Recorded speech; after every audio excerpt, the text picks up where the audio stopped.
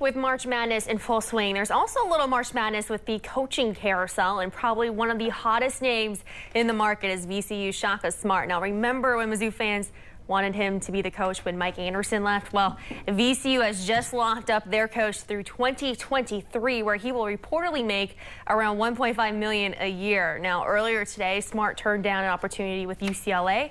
He was also linked to job openings at USC and Minnesota. After about 2 months of negotiating a contract extension with pitcher Adam Wainwright, the Cardinals have reached an agreement that will keep Wainwright in St. Louis through 2018. The two sides have agreed on a 5-year extension that will begin after the season. Now, Ken Rosenthal of FoxSports.com and MLB Network reported that the deal is worth $97.5 million. Wainwright went 14-13 with a 3.94 ERA in 2012, his first season back from Tommy John surgery. The Cardinals' other ace, Jaime Garcia, was on fire today, pitching 8 innings, allowing 1 run and 6 hits, but he was playing against the Nationals' backup squad. The Nats didn't include anyone on their projected 25-man roster today. Midway through the game, Cardinals manager Mike Matheny called over to his minor league guys to finish the game. The Kansas City Royals had a rough day against the Milwaukee Brewers. Royals' Luis Mendoza allowed 6 runs and 10 hits in 5 2/3. He was chosen as Kansas City's 5th starter earlier in the week. Well, recently, the Missouri Tiger bats have been on fire. For the 2nd straight game, the Tigers have reached double-digit runs for that many times. Now, Mizzou beat Nebraska Omaha 11-4 this afternoon. At Taylor Stadium, pitcher Griffin Goodrich improved to 2-0 on this season. And Dylan Everett and Keaton Still had 3 RBIs and combined to go 4 of 9. The Tigers are now 9-12 on the season. Well, Brittany Griner has made history. She has become the first woman ever to dunk 3 times in a game. She had only 1 dunk in the first half. So at halftime, she somehow managed to tweet. I don't know how she managed to tweet during halftime, but she did. Then she wanted to get 2 more in her last home game, and that's exactly what she did, Meredith. Actually, I looked to find out how many women have ever dunked in any game. Yeah. It's only 6. Really? Not including you or me. Well, of course. I mean, with a ladder and assistance, I can do it. I know. Just a little help. You know, maybe someone can just like stunt you up there. You never know. We have an update for you tonight surrounding the NCAA investigation into the University of Miami. Tonight, we're learning the man who said the NCAA botched this investigation of Miami says the governing board didn't edit or influence his original report. The NCAA has said its investigators gathered information improperly in the case and is not using that information to make its decisions. The case surrounds booster Nevin Shapiro and his ties to the Miami athletic programs, including the basketball team, which was coached at the time by Missouri head coach Frank Haith. Well, this upcoming season, the St. Louis Cardinals will wear a number 6 patch on their left sleeve in honor of legend Stan Musial. The Cards will debut the patch in the season opener against the Arizona Diamondbacks this upcoming Monday. The patch, though, is unusual. It features his signature through the number. The background of the patch is the color of the jersey, gray for road games, white for home, and cream-colored when the Cardinals wear their new alternate jerseys. This season, Kansas City Royals manager Ned Yost says the guys are head and shoulders better than where they were last year because his young team has a full season under their belt. He explains what this team will bring differently to the table for this upcoming season. Even last year when the Thanks, guys. This upcoming season, when you watch the St. Louis Cardinals play, you'll see a special patch they'll wear on their left sleeve to honor the memory of Stan Musial. Now, the Cardinals will debut the patch in the season opener against the Arizona Diamondbacks this upcoming Monday. The patch, though, is unusual. It features a red border with his number 6, in red with his signature through that number. The background of the patch is the color of the jersey, gray for road games, white for home, and cream-colored when the Cardinals wear their new alternate jerseys. Well, pitcher Adam Wainwright and the St. Louis Cardinals have agreed to a $97.5 million 5-year contract covering through 2018. We told you about this last night. It also raises his guaranteed income to $109.5 million over the next 6 seasons. Now, earlier today, Wainwright was able to speak to the media. Let's take a listen to hear why he's so grateful he signed with St. Louis. I feel like my heart is in St. Louis. I love it there. I love driving to the field, seeing the arch.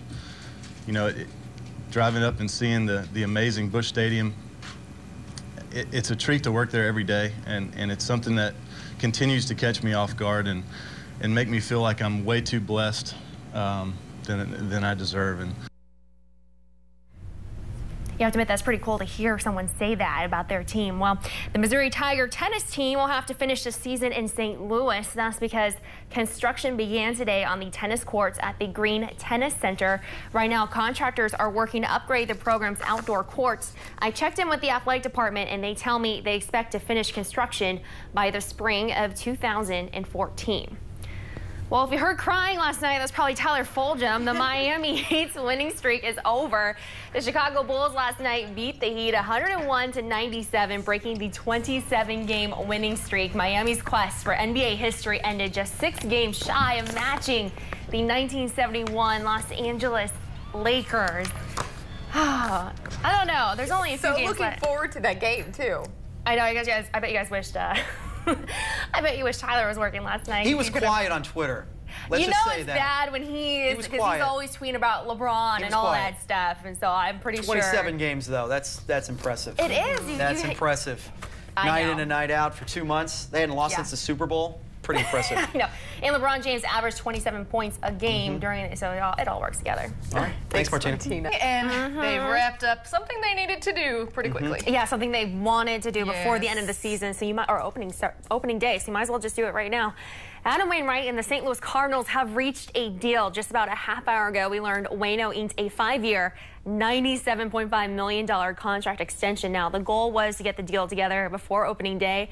Waino is set to become a free agent after the season.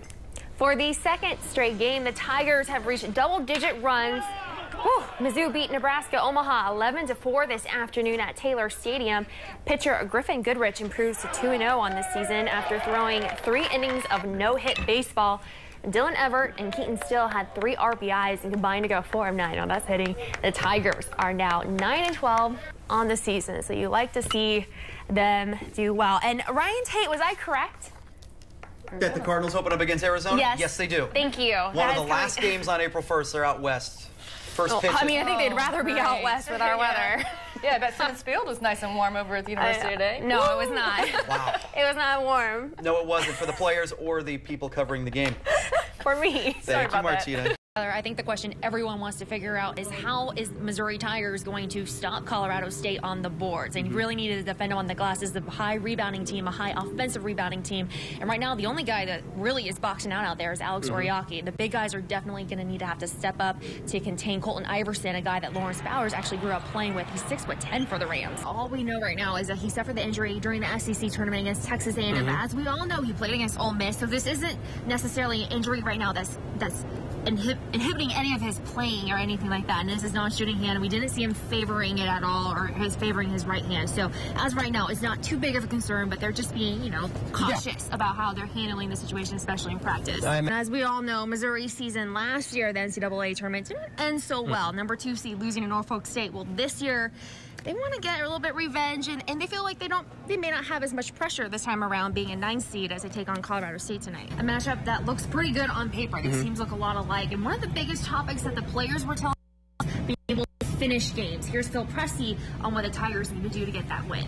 And of course, the offense begins and ends with Phil Pressey, so hopefully he will be in control tonight and on his A game. Frank Haith will tell you any day of the week that Phil Pressey is the biggest key to success for the Missouri Tigers. As for Phil Pressey, he doesn't want to take too much pressure on himself. It's a new mindset that he has. He talked a little bit about this team.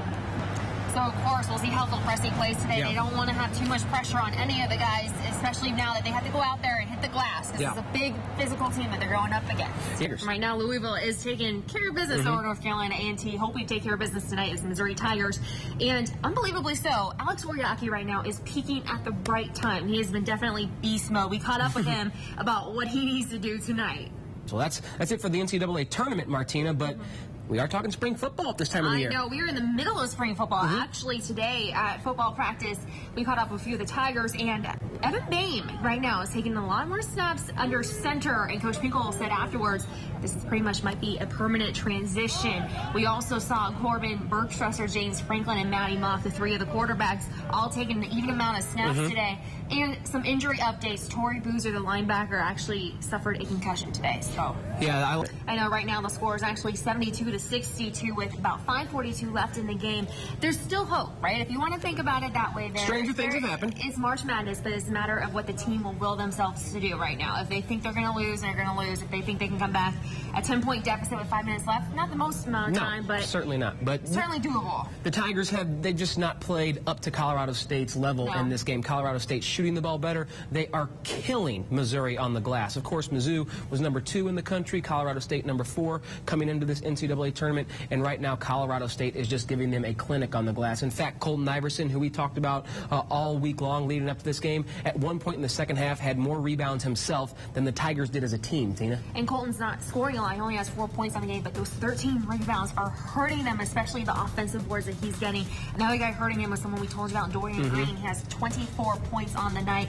Now, Alex Orianthi has 16 points, but he also is in foul trouble right now with 4 fouls. He has not cleaned up the glass as he should. He's 6 of 6 from the field, but rebounding the story in this one. So, again, Tigers down by about 10 with 5 minutes left. Unless they have a torrid comeback, they are done in the NCAA tournament after one game for the second straight season. Really quickly, we do want to tell you about some other things going on in mid-Missouri. The Tiger football team practicing today. Martina, what did we learn from that real quickly?